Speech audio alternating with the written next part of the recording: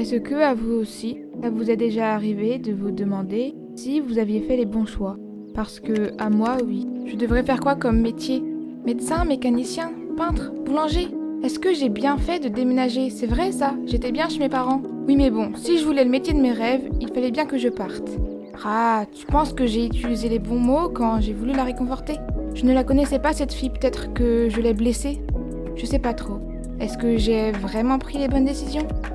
Eh bien non, vous n'êtes pas seul à vous poser ces questions, vous êtes humain, doté d'un cerveau avec des idées, des émotions, des doutes et des déceptions.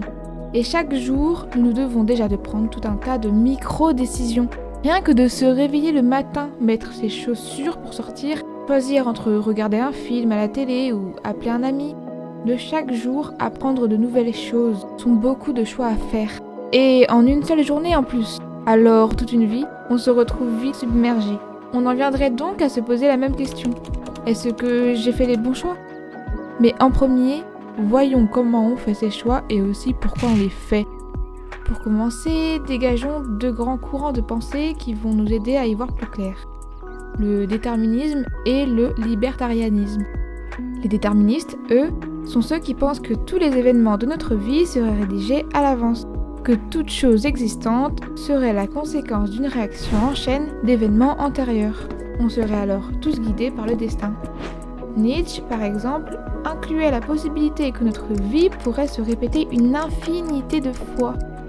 Bon, admettons que l'univers soit infini et que toi, tu sois là à regarder une vidéo YouTube. Eh bien, au fil du temps, de beaucoup de temps, les molécules te constituant changeront de forme, réagiront ensemble, se désintégreront, auront subi tout un tas de transformations inimaginables. Et un beau jour, ces molécules, après avoir enduré toutes les réactions possibles, n'auront plus d'autre choix que d'occuper exactement la même position qu'à cet instant précis. Ils te constitueront donc de nouveau en train de regarder une vidéo YouTube. Bon, je sais, c'est du délire, mais il faut pouvoir s'imaginer cette possibilité. Nietzsche voulait faire circuler l'idée que tout ce que tu vis pourrait se répéter éternellement, à l'identique, et que si toi, tu pouvais confirmer cette idée, alors tu accepterais de vivre ta vie pleinement et intensément. Forcément, il faut que tu fasses les meilleurs choix possibles pour ne pas te retrouver à subir la même vie nulle à chaque fois. Bon, après, chacun a sa vision de la vie. Leibniz, par exemple, pensait que rien n'est sans raison, et que la vie, elle, aurait un réel sens et que celui-ci nous échapperait. Mais comment fait-on les meilleurs choix possibles si on a un destin et qu'on ne décide pas de nos actions? Bon, après, tous ne sont pas convaincus par cette réflexion et d'autres préfèrent penser que le libre arbitre existe bien réellement et que l'humain a l'aptitude d'agir et de penser par ses propres moyens. C'est le libertarianisme. Et c'est ainsi que deux rôles distincts du cerveau se différencieront. La conscience et l'inconscient. La conscience nous permet de faire des choix rationnels, basés sur des réflexions. Tandis que l'inconscient ira plutôt nous pousser à faire des choix plus spontanés et impulsifs, souvent guidés par nos émotions, nos désirs ou encore nos besoins. C'est comme ça que Schopenhauer distinguera la liberté d'agir de la liberté de vouloir. On peut faire ce que l'on veut, mais ne pas vouloir ce que l'on veut. Imaginons cette idée. Un humain a des besoins primaires. Il doit manger, boire et dormir pour survivre. En cas de famine, celui-ci peut se mettre à manger de la nourriture qu'au préalable ne coïncidait pas avec ses valeurs ou bien ses goûts. On peut faire ce que l'on veut est démontré par le fait que l'instinct primaire prend le dessus sur nos pensées. On a envie de manger pour survivre, cette idée représente l'inconscient. En revanche, on ne peut pas vouloir ce que l'on veut. Nos principes et valeurs ont dû être transgressés afin d'assurer notre survie, ainsi notre conscience n'a plus aucun contrôle sur ce qu'il pense vouloir. Cette distinction entre agir et vouloir posera alors les bases de la responsabilité morale. Et sans cesse, notre cerveau sera alors confronté à trouver un équilibre entre raison, intuition et émotion, afin de prendre les meilleures décisions possibles. Non mais attendez, au final je fais quoi moi pour faire les bons choix? On y vient. Tout d'abord, sachez que vos choix seront influencés par la personne que vous êtes. selon vos valeurs, vos relations sociales, votre expérience professionnelle, votre perception sensorielle, votre culture, votre classe sociale, votre personnalité, etc. En premier, pour faire les bons choix, il faut avoir les bonnes possibilités. Figurons-nous cette idée par un cercle. À l'intérieur, ce sont toutes les possibilités et les choix que vous avez en votre connaissance. Et on peut être vite tenté de faire rapidement un choix. Comme ça, c'est fait, terminé. Une charge mentale en moins. Cependant, cette décision pourrait peut-être contenter votre entourage, mais est-ce que celle-ci vous convient-elle réellement ? Avez-vous vraiment exploré tous les champs des possibilités qui s'offrent à vous ? Et si on essayait de détruire ces murs qui s'élèvent devant vous et vous plaque sur le front une liste interminable de contraintes ? C'est vrai, l'inconnu peut faire peur. On a envie de garder ses petites habitudes de vie, de ne décevoir personne. Et moi la première. Mais est-ce qu'au final, ce ne serait pas vous que vous décevez ?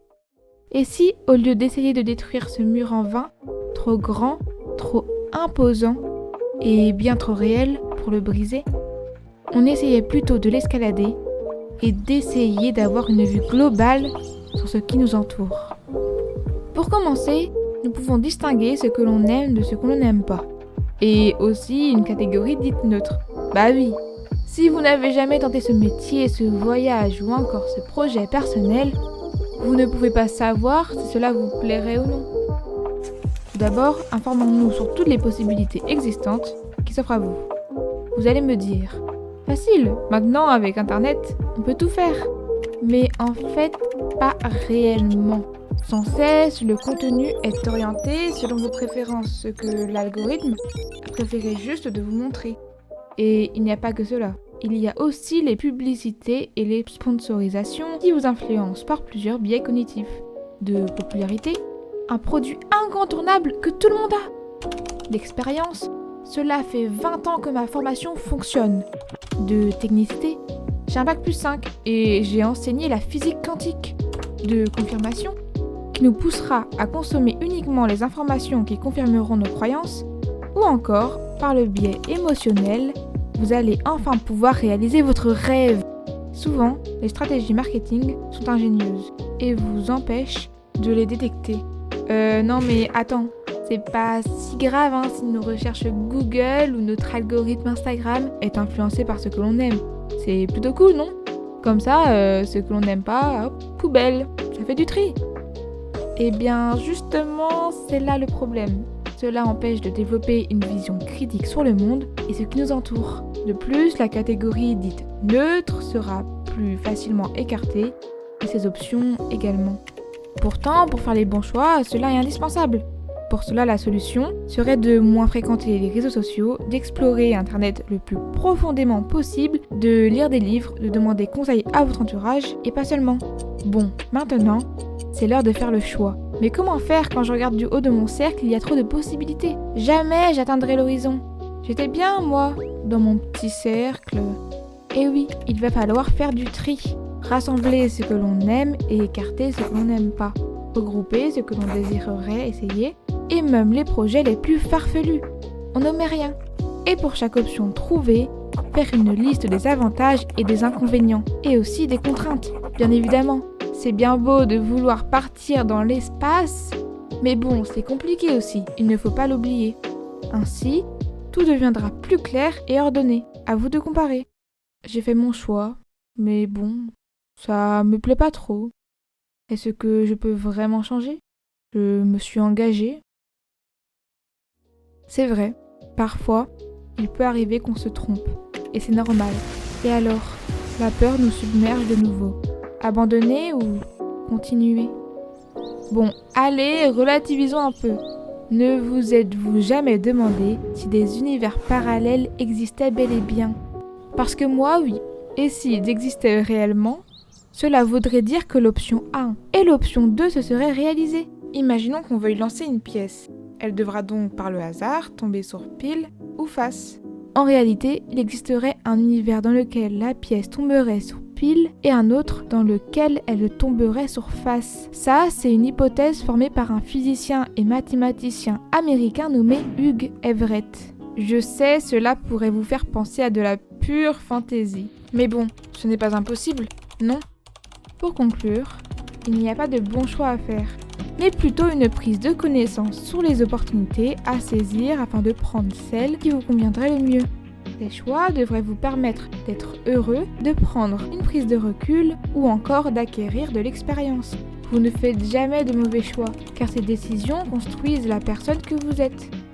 En revanche, restez toujours informé et soyez toujours conscient de vos choix afin de les accorder avec vos valeurs, vos goûts, vos rêves et d'éviter de vous faire influencer. Merci de m'avoir écouté, c'était Katomichi, à plus tard pour une nouvelle vidéo et n'oubliez pas que le mauvais choix n'existe pas.